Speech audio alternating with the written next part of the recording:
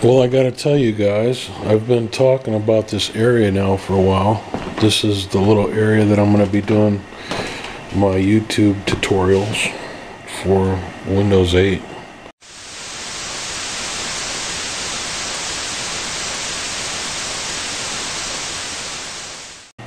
This is what it looks like behind the scenes here. You can see my camera rig there.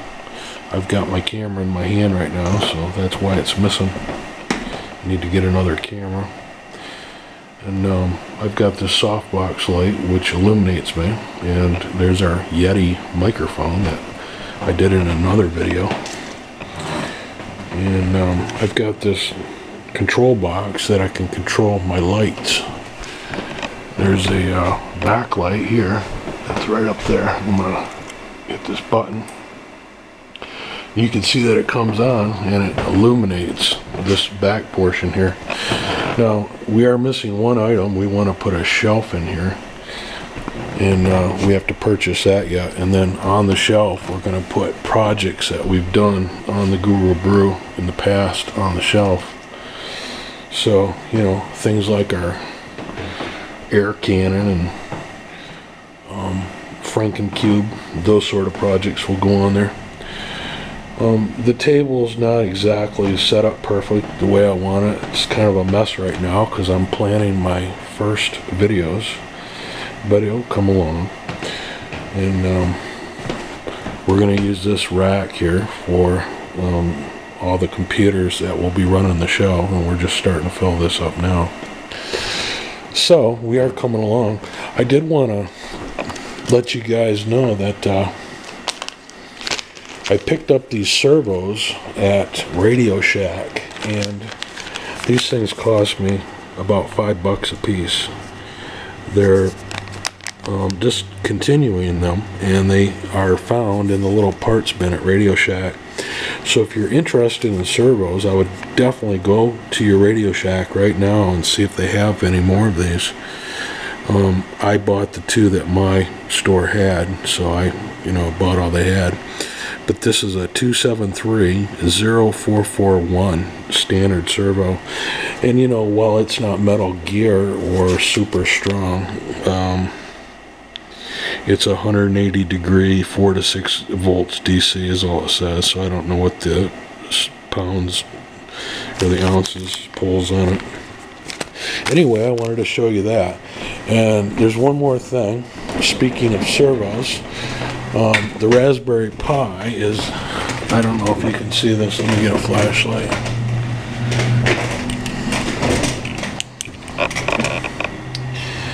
Inside this Tupperware bowl is the Raspberry Pi, and the Raspberry Pi controls that camera stand, is basically how it works. Let me go ahead and kick it on here for you. And I also have that on this button, so I can just press number 2. And the Raspberry Pi just fired up. Let me go ahead and get my computer going here. I haven't even turned it on yet. This computer's got to go over in the rack. I haven't done that yet. Plus I got to move all these monitors, and I've got a bunch of computers under here I used to use for a class. I'll probably discontinue those and scrap them. The computers that I have over here for my tutorials, I have XP, Vista, Windows 7, and Windows 8 all partitioned out, so I'll be able to show, all 4 versions if necessary. You can see here my operating system choice here. And that was partitioned on the hard drive to be like that. So if I want Windows 8, I can pick it. Eventually, it will time out and pick Windows 8 for me. But let's go ahead and go to my little application that runs the Raspberry Pi powered tripod here. Okay, so you can see here's my Brew positioner, and if I hit any of these buttons here, it'll move the tripod for me. Let's try that now. Let me back up here a little bit so you can see the camera tripod as well as this screen, hopefully.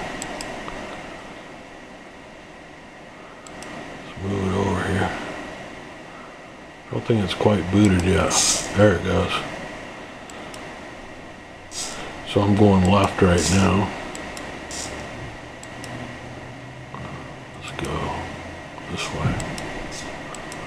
You can see it's in little increments, and really you don't have to adjust it that much when you're using this. It's pretty much always right in about where it's got to be. It just needs a little tweak. I'll go to center and you can watch. So there, it just returned to center.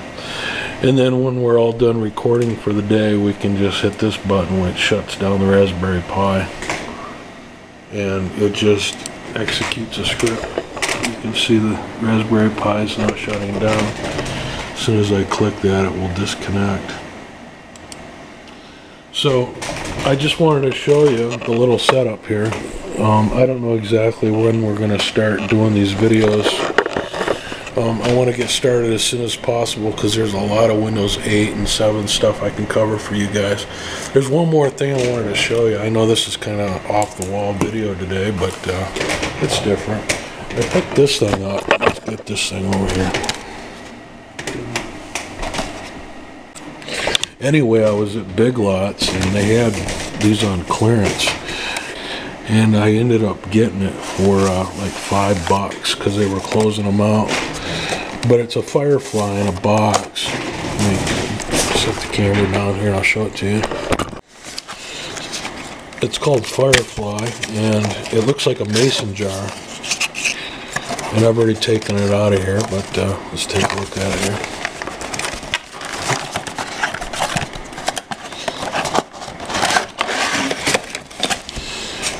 And inside this mason jar, it looks like there's a little Firefly in there. See him flicking around? And it sounds like it too. Listen. And when you tap on the lid, he does different things. I have to get my instruction sheet out, but one of them makes him go to sleep. 2 taps is more aggressive, that sort of thing. But you can see it is a little bug with an LED. It's really hard to film. And its wings move because it's hooked to this wire, this real fine wire that comes up into the lid, and you can see the spindle on it. Let's see if I can open this up and show you better. And there's the instructions right there I was telling you about. I think they have this sealed. Let's see. Oh, I can get it out of there. So here's what it is. It's a piece of like guitar wire almost hooked to this motor, okay? And it allows it to slap this thing around inside. It's really ingenious. And the wire just coils up any old way, I would imagine. I mean, it sounds and it really looks like a bug.